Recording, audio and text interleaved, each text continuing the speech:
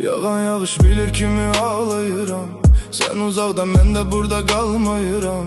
Geçmişin güzel günü sayfeleri yağdıkça vərəqlərə damlayıram. Damla damla düşür adın yüreğime.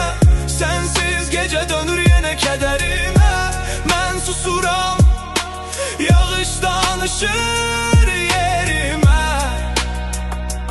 Yazdıkça vərəqlərə damlayıram. Damla damla silinirəm bu şehirde. Sen uzakda ben kalmışam hatirede. Bir sevgi var hele yanır içimde. Yazdıkça vərəqlərə damlayıram. Bugün gelme hayalıma yeterince. Gün keçibdi karanlığa geçirince. Bu sevgini bu hürmeti bitirince. Yazdıkça vərəqlərə damlayıram. Damla damla düşür adın yüreğime. Sensiz gece dönür yine kederime. Ben susuram, yağış danışır yerime. Yazdıkça vərəqlərə damlayıram.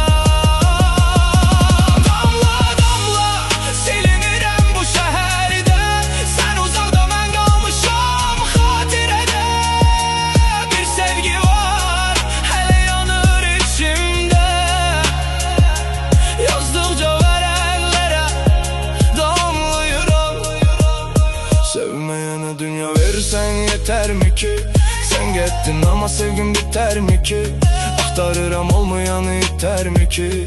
Yazdıkça vərəqlərə damlayıram. Biraz sustum içimde koptu tufan. Adın geldi yüreğim oldu viran. Sen bilmedin ben her gece yanan bir ümidle sənə bağlanıram. Yağış yağır ben yine darıxıram. Sənə geden yolları axtarıram. Gözlerimde kalan o son bakıştan. Yazdıkça vərəqlərə damlayıram.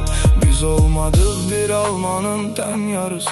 Ben yarımam canım yarı sen yarısı. Hatırladım seni dumanlı çen yarısı. Yazdıkça vərəqlərə damlayıram. Damla damla düşür adın yüreğime. Sensiz gece dönür yine kederime. Ben susuram, yağış danışır yerime. Yazdıkça vərəqlərə damlayıram.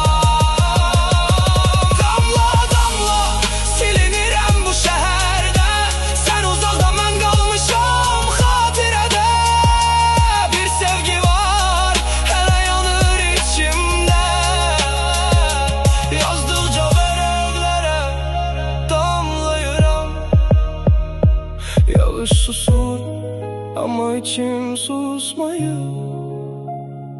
Bu sevgi hele de menden çıkmayır. Son misrada adın yine kalır. Yazdıkça vərəqlərə